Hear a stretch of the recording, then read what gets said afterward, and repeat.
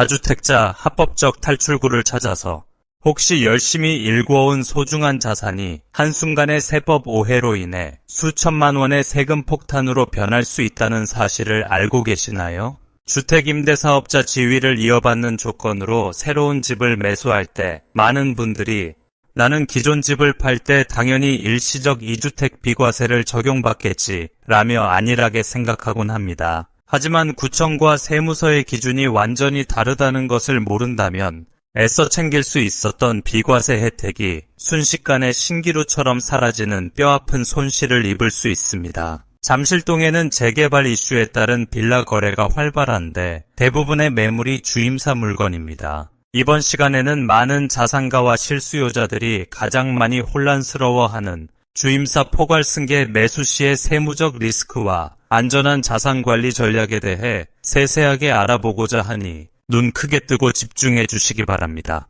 주임사 포괄 양수도와 양도세 비과세의 모든 것, 일시적 2주택 비과세를 완성하는 세법상의 골든타임과 기본 공식, 새로 취득하는 주택이 임대사업자가 등록된 특수한 물건이라 할지라도 대한민국 국세청이 규정한 일시적 2주택 비과세의 대원칙은 변함없이 그대로 적용된다는 점을 명심하셔야 합니다. 가장 먼저 확인해야 할 조건은 종전에 주택을 취득한 시점으로부터 최소한 1년 이상이 경과한 후 신규 주택을 취득했는가 여부입니다. 만약 이 시차를 지키지 못하고 급하게 신규 주택을 매입했다면 그 어떤 예외 조항으로도 비과세 처분 혜택을 부활시킬 수 없으므로 계약 전 등기부등본상의 날짜를 철저하게 대조하는 세심함이 요구됩니다. 더불어 새로운 자산을 취득한 날, 즉 장음 지급일이나 소유권 이전 등기 접수일 중 빠른 날로부터 반드시 3년 이내에 기존에 보유하고 있던 종전주택을 처분해야만 비과세의 마침표를 찍을 수 있습니다.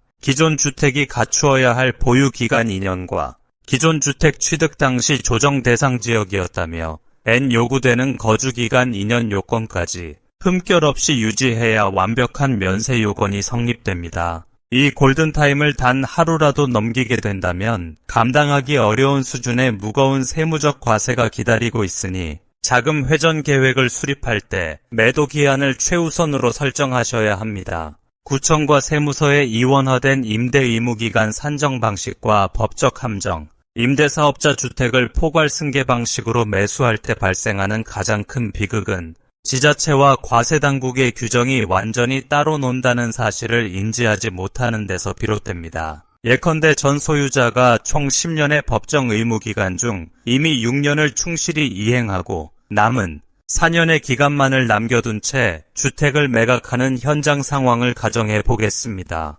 매수인은 구청에 지위승계 신고를 진행하게 되며 민간임대주택법에 의거하여 전 주인이 채운 6년의 세월을 그대로 인정받아 남은 4년만 무사히 채우면 행정적인 처벌을 피할 수 있게 됩니다. 그러나 국세청의 시각은 이와 완전히 상반되어 전 소유자의 6년의 시간은 무조건 제로로 리셋되며 매수인이 소유권을 취득한 시점부터 독립적인 임대 주기를 새로 시작합니다.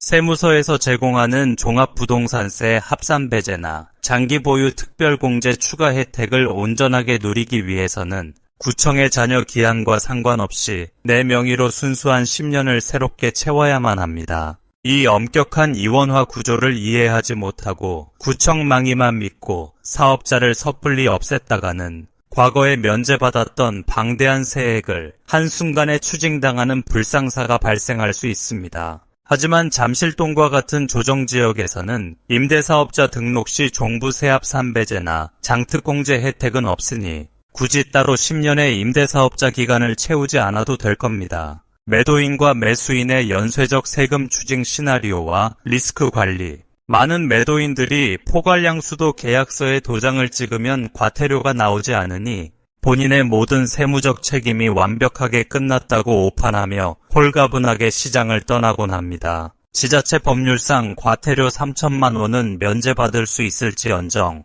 세법의 세계에서는 의무기간을 채우지 못하고 중도 하차한 위반자로 낙인 찍혀 그간 감면받은 취득세와 재산세, 종부세를 토해내야 합니다. 게다가 더욱 무서운 연쇄 반응은 매수인이 자산을 넘겨받은 이후 구청 기준에 남은 의무 기간마저 지키지 못하고 중간에 사업자를 무단으로 파기했을 때 발생합니다. 만약 계약을 이어받은 새로운 소유자가 남은 기간을 채우지 못하고 임의로 말소를 감행한다면 행정청은 약속을 파기한 최종 소유자에게 호실당 3천만 원의 무거운 과태료를 직접 부과합니다. 자산 최적화를 위한 두 가지 핵심 출구 전략과 이성적 선택. 그렇다면 복잡하게 얽힌 이 임대차 시장의 그물망 속에서 투자자는 어떠한 이성적인 판단을 내리고 자산의 포트폴리오를 재편해야 최선의 방어를 해낼 수 있을까요? 첫 번째 출구 전략은 철저하게 기존 주택의 비과세 혜택만을 안전하게 챙긴 뒤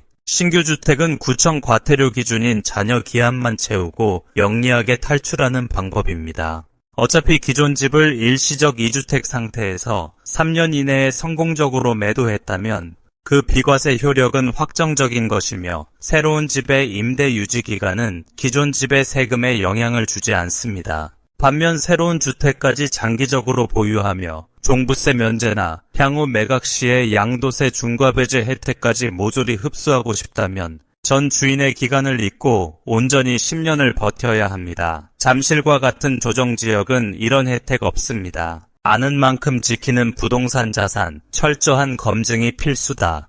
요약하자면 주임사 지위가 걸려있는 신규 주택을 포괄 승계하더라도 적법한 기한 내에 기존 주택을 처분한다면 일시적 2주택 비과세 혜택은 흔들림 없이 적용받을 수 있습니다.